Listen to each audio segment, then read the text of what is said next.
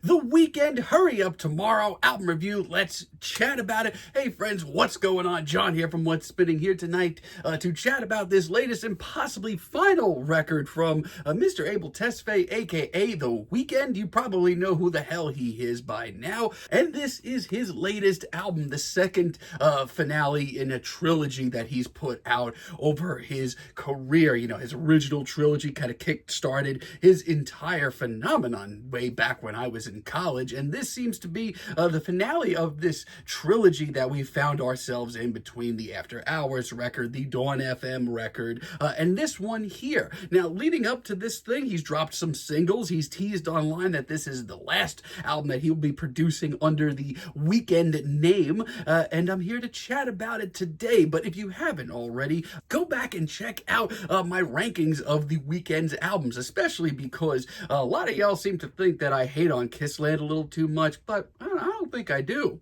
But we're here today to chat about Hurry Up Tomorrow, this latest album of his. And yeah, this record review was supposed to be out yesterday, but Abel just, oh God, he couldn't help himself. 22 tracks, almost an hour and a half long, and by hook or by crook, a lot of it's really good. The album starts off with Wake Me Up featuring Justice, and honestly, it is a hell of an opening cut. The hushed instrumental that builds this ambiance, this big synthy ambiance, it's great.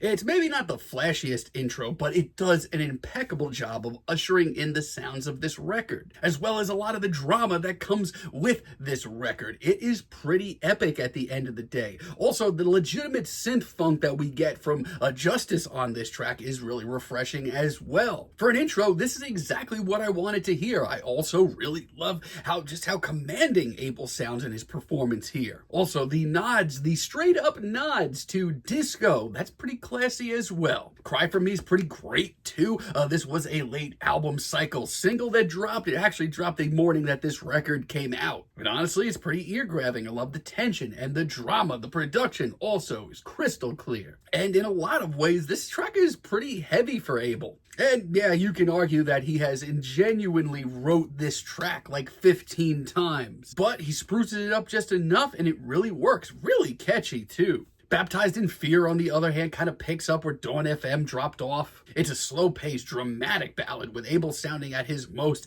emotional. It may be a slow burner, but it really does pack a punch. Abel's vocals are also really good, and get used to me saying that because a lot of his vocals on this record are right where they should be. And honestly, this cut's really memorable. I love how introspective the lyrics get, even if they are a bit depressive. But man, his performance here, it is really a gut punch and really revealing at the end of the day. Not only that, but the build up to the second portion of this track in Open Hearts, it's got me all sorts of hyped. And it's speaking of Open Hearts, I think it's one of the best deep cuts here. The synth driven beat is so spicy. This is probably the closest thing that we're going to get to a synth-wave cut here, and it's straight groovy. And the hook on this track is just so incredibly sticky. It has been stuck in my head since this album dropped. It's got the drive, it's got the intensity. This may be my favorite track on the entire record. Also really Enjoy the Show featuring Future. I mean, the Reflections laughing track that we're going to get to certainly was a wet fart of a coming together, but this one here, this actually really works. It's a really classy cup. It's got this old school chopped up soul sample that I did not expect, but it really does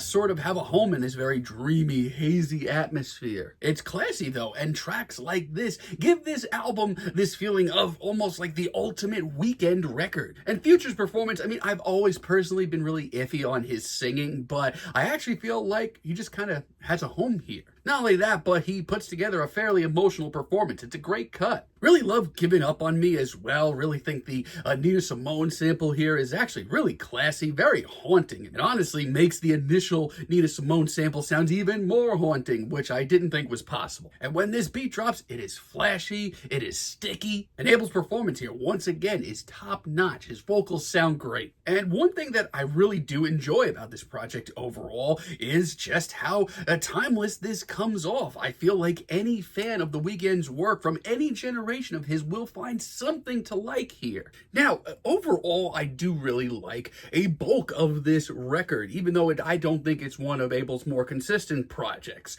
I mean, look at this track list. It's 22 tracks, nearly an hour and a half. Of course, there's going to be some stinkers here. Like, I'm sorry, I still do not really enjoy Sao Paulo featuring Anita. I mean, I reacted to this track when it dropped, and initially I was not into it, and it really hasn't grown on me that much either. I mean, to a point, I do respect it. It's very noisy, and easily it is the most experimental and wild-eyed cut here. I mean, you certainly can't listen to this track and be like, yeah, it's just more of the same Weeknd. No, it's far from that. But I don't know, I'm just not really sold on the beat. I've heard much more electrifying cuts than from Anita in the past, and the Weeknd spends most of this track trying to sound comfortable on this thing. It's just not for me. I do respect it, though, to an extent. However, that is not the case for Reflections Laughing, featuring Florence Welch of Florence and the Machine and Travis Scott. My God, I was so excited for this. I mean, what a star-studded cast for this track, and the result is,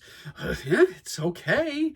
It's really just okay, honestly. This strummed riff that we get, it's kind of average. I mean, the instrumental, it's fine. It's totally fine, but of all the contributors here, I mean, Florence and Travis do not bring their A game. This sounds like a Kissland reject. Oh, God, it's just not really exciting at all, or steamy, or sexy. Between the phone call interlude that we get here and the Travis feature, which is pretty freaking pathetic, honestly. And I love Travis, to this incredibly dramatic film that's over this entire track. Like, this is supposed to be the track of the album. No, it's not. I can't wait to get there. It is not much better. I mean, I respect Abel once again for taking a little deep dive, going back into that very steamy, very hazy, very drug-fueled Weeknd vibes. But it's not sleek, it's not sexy, and this soul sample, my God. Sadly, because of that, this track just crumbles. And I hate to say it, but it really just gets me out of the groove of the record. Niagara Falls, I have a lot of the same thoughts on. I mean, I just wish this album was a little bit more consistent, because you hear a track like this, and the pieces, they're all here. The synthy backdrop, the drama, the danger, the soul sample. But then Abel rolls in, and all I feel like is we've been here in the past. This sounds rehashed. A lot of the same feelings on Drive. Once again, the pieces are here. The synths are big and bulky, and there's just this cinematic vibe to everything. But songwriting-wise, this is not the strongest moment of this album. And once again, I just feel like we've been here a lot of times. We also get a myriad of weird-ass interludes that, let me tell you, we really didn't need. Like, Until We're Skin and Bones and I Can't Fucking Sing. Like, these are tracks that just don't really add anything to the record. And have you seen this track list? Same thing goes with Opening Night on an album this stuffed. Did we really need this? Is it offensive or unlistenable? No, not even close to it. But I will say this, I don't remember it, and it certainly didn't add anything. Whew, yeah, this album's a roller coaster with some incredibly high highs and some really low lows. But at the end of the day, I mean, this album's actually not that bad. It's just bloated and could have been trimmed down a little bit. But outside of that, I mean, long live the Weeknd, and here's to whatever's coming next. I really do love Timeless featuring Playboi Carti. Actually, this track has grown on me immensely since this record dropped. It may not be as sweaty or wild as I was expecting, but the two have actually a lot of chemistry. I mean, Carti's performance in general actually hits me harder than anything he did on Whole Lotta Red. And Abel's performance, it's one of his steamiest here. It's a great cut. For me, the second half of this record really does get kick-started, though, with Take Me Back to L.A. really does kick off a slew of great tracks. This is a steamy synthy affair that sounds like a B-side to Dawn FM or After Hours in the best way. I really love Abel's lyrics on this cut in the very icy cold atmosphere. There's also a real grace to this track. I mean, the synth floating through the background are just super majestic. And Abel's performance as a whole is just so raw. Like I said, the consistency of this record is a little upsetting to hear, but man, the good material, it's real good. Big Sleep featuring Giorgio Moroder is one of the more depressing and sad cuts here. It's very Echoes of Silence era Weeknd, but don't get comfortable with that because only a few moments in this turns into a big synthy odyssey, and I'm very happy that it does. It's honestly one of the most dramatic and emotional cuts here, and the pacing is spot on.